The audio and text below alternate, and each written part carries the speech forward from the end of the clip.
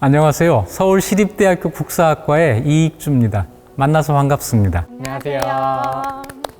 경복궁에서 서울을 보다라는 제목으로 강의를 진행하려고 하는데요. 고려시대까지는 개경, 지금의 개성이 수도였죠. 한양은 고려를 멸망시키고 조선을 건국한 사람들이 새로운 수도로 건설한 도시예요. 조선을 건국한 태조 이성계가 개성을 빨리 떠나고 싶어 했어요. 자기의 도시를 갖고 싶었겠죠. 신하들은 다 반대했습니다. 그런데 이성계가 강행을 해서 전국에 있는 수도 후보지를 찾아다니게 하는데 그 중에서도 강력한 후보지, 여기를 이성계가 직접 답사를 합니다. 서울에 무학이라는 곳인데 지금도 무학이라는 고개가 있어요. 무학제. 그런데 신하들이 반대를 합니다. 왜냐하면 서향, 도시가 전체적으로 서쪽을 바라보게 된다는 거예요. 그런데 그 당시 사람들의 상식으로는 국왕의 도읍은 모름지기 남쪽을 바라봐야 한다. 여러분 왕같이 높아지고 싶으면 어디 가서 자리 잡을 때 꼭 북쪽에서 남쪽을 바라보고 앉는 습관을 들이세요.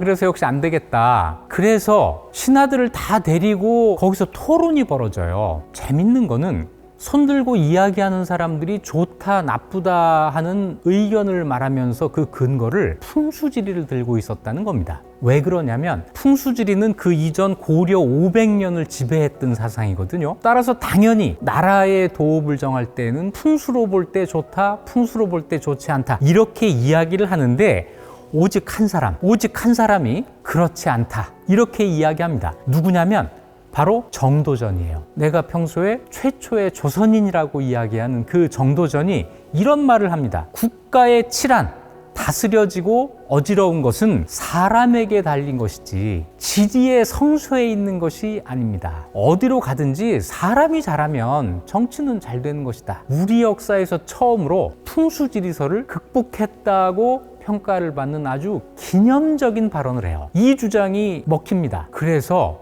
지금의 경복궁 자리에 궁궐을 놓고 하나의 도시를 만들 때 그 이유를 태조 이성계는 이렇게 설명합니다. 한양은 국토의 중앙에 위치해 있다. 또 한 가지, 좋은 배로 곡식을 실어 나르는 데 편리하다.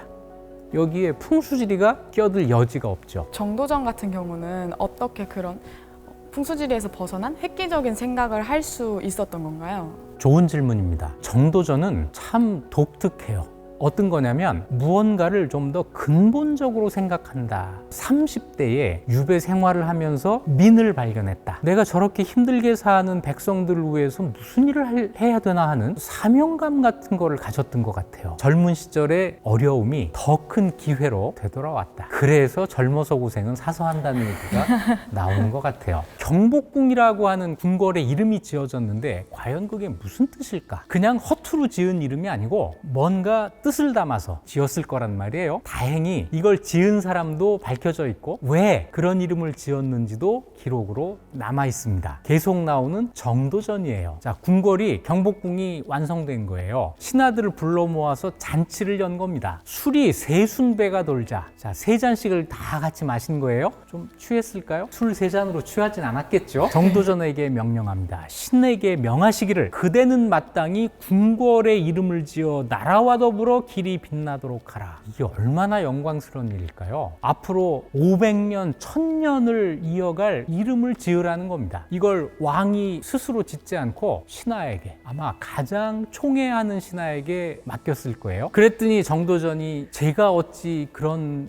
사양하거나 이랬을 법도 한데 정도전은 그렇게 하지 않고 네 알겠습니다 하고는 이름을 지었어요. 삼봉집을 보면 경복궁, 강령전, 사정전, 근정전, 정문의 이름을 짓고 왜 그런 이름을 지었는지를 기록해 놨습니다. 그 중에 몇 가지만 읽어보도록 하죠. 먼저 경복입니다. 경복이라고 하는 것은 큰 복이라는 뜻인데 왜 여기를 큰 복이라고 경복이라고 이름을 붙였는지 설명을 해놨어요. 이미 술에 취하고 이미 덕에 배불렀으니 군자는 만년토록 큰 복을 누리라 라는 시경의 노래예요. 이 노래의 한 단어 경복을 따서 내가 경복궁이라고 이름 짓기를 청한 인정합니다. 그래놓고 뒤에 한마디를 더 붙여놔요. 이게 정작 하고 싶은 말이죠. 뭐라고 하느냐면 이렇게 좋은 집에 살게 됐으니 백성 생각하고 선비들을 생각하십시오. 이렇게 이야기를 한 거죠. 강령전, 임금이 주무시는 곳이잖아요. 강령이라는 건 뭐냐면 편안하다 또는 건강하다, 그러니까 아주 적절하다고 할 수 있는데, 그런데 그 뜻은 그렇게 단순하지 않았어요. 마음을 바르게 하고 덕을 닦아야 합니다. 이건 임금이 늘 하는 거거든요. 그런데 왜 갑자기 주무시는 곳에다가 이런 이름을 붙일까?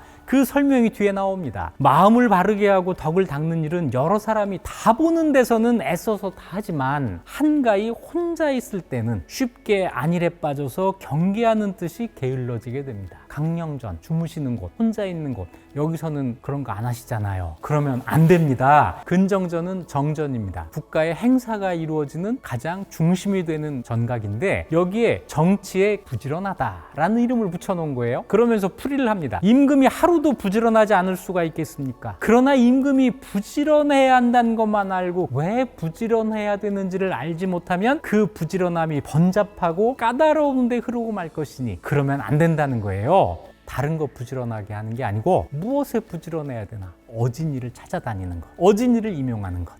자, 이러면 왕이 됐는데도 쉴 새 없이 어진이를 찾아다녀야 되고 하루 종일 일하다가 밤에 자러 들어가서는 거기서 또 마음을 바르게 하고 덕을 쌓고 해야 되니 왕이 정말 힘들었겠죠? 이런 이름을 지으면서 정도전에게는 두 가지 기본적인 생각이 있습니다. 하나는 고려 말에 생각했던 거예요. 군주가 민심을 잃으면 어떻게 해야 하는가? 임금이 민심을 잃으면 백성들은 그 임금을 버린다. 이것이 고려 왕조를 멸망시키고 조선을 건국한 혁명의 논리가 된 거거든요. 민심을 잃지 않기 위해서는 근정하고 강령전에서도 공부를 해야 됩니다. 조선을 건국한 뒤에 정도전이 새로운 나라를 구상한 게 있어요. 재상이 정치의 중심이 되어야 한다는 겁니다. 국왕이 아니고. 국왕은 무엇을 하느냐? 재상을 선택하고 임명하면 자기 할 일이 전부 끝나는 것이다. 정도전은 축하만 한 게 아니라 뭔가를 요구하고 있어요. 왕이라면 모름지기 이런 일을 해야 됩니다. 그 요구를 담아서 궁궐 이름을, 전각 이름을 지어놓은 거죠. 그래서 경복궁은 경복궁 쪽에서 세상을 보는 게 아니라 세상에서 경복궁을 바라보는 쪽으로 이름이 지어졌어요. 정치를 잘못하면 언제라도 쫓겨날 수 있다는 거예요. 아주 획기적인 생각이죠. 세종의 흔적도 있습니다. 세종이 왕이 된 다음에 여러분이 다 알고 있는 집현전이라고 하는 관청을 만드는데 그것과 동시에 독립 건물을 만들어요. 이 독립 건물에 집현전이라는 이름을 붙인 겁니다. 이 집현전을 만들면서 내가 쓸 사람은 내가 키워서 쓰겠다. 문관 가운데 재주와 행실이 있고 나이 젊은 사람을 택하여 20대 초반의 세종이 나이 젊은 사람을 택하여니까 아마 30살 넘어가면 나이 젊은 사람이 아니었겠죠.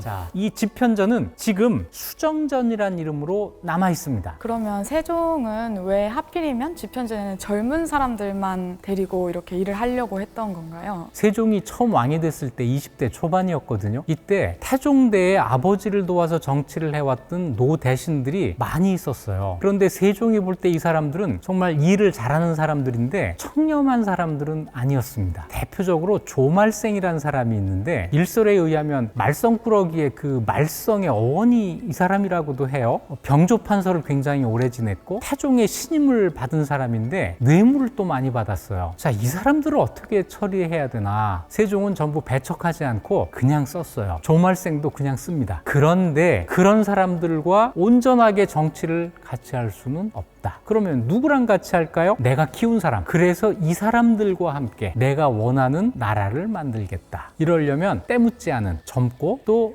유능한 사람들이 필요한 거죠. 그게 바로 집현전입니다. 교수님, 질문이 있습니다. 네. 정도전이 이 건물들의 이름을 지었다고 하셨는데 물론 아무리 이성계와의 관계가 친하다고 하더라도 불편할 수도 있었을 텐데 정도전을 꾸짖거나 이름을 바꾸려고 하진 않았을까요? 이성계는 과연 정도전의 이런 왕은 그냥 뒤로 물러나 계세요 라고 하는 신화 중심적인 생각 과연 동의를 했을까? 알 수 없습니다. 하지만 적어도 이것을 막으려고 하거나 이것에 대해서 화를 내거나 하지는 않았어요. 실제로 이런 구상을 담은 조선 경국전이라는 책을 정도전이 지어서 바쳤을 때 대단히 기뻐했다. 그리고 아주 많이 칭찬했다. 이런 기록이 있는 걸로 봐서는 이 생각을 태조는 받아들였을 것이다 라고 생각을 합니다. 모르죠. 속으로는 어떻게 생각했을까? 태조가 짓고 정도전이 이름을 붙인 이 경복궁을 한마디로 표현한다면 위민, 백성을 위한 정치를 하는 나라의 궁궐이다. 바로 이것이 정도전의 정치 사상의 핵심이고 태조는 이걸 받아들여서 새로운 나라를 창업하고 그런 나라가 이어지기를 희망을 했을 겁니다. 교수님께서 꿈꾸시는 서울의 모습은 어떤 모습일까요? 돌이켜 생각해보면 서울은 우리 역사에서 굉장히 중요한 의미를 갖고 있는 도시예요. 우리가 흔히 그런 말 하죠. 삼국시대에 한강유역을 차지하는 나라가 승리한다. 한강유역. 그것이 바로 서울이거든요. 우리나라에 삼국의 유물이 모두 있는 도시는 서울 말고는 없죠. 고대 삼국의 문화 전통을 모두 계승한 유일한 도시. 이런 평가가 가능할 거예요. 지금 서울은 600년 전부터 조선의 수도였고 실은 2000년 전에 백제의 수도였던 곳이에요. 이렇게 긴 역사를 가지고 있는 수도는 이 지구상에 흔치 않다. 이 점에 대해서 자부심을 가졌으면 좋겠고 서울의 역사성에 좀 더 주목해 주었으면 좋겠습니다. 그래서 서울을 개발하고 발전시키는 현재 우리들의 행위가 좀 더 신중하게 더디더라도 의미 있는 방향으로 나아갔으면 좋겠습니다. 이것으로 경복궁에서 바라본 서울 강의를 마치겠습니다.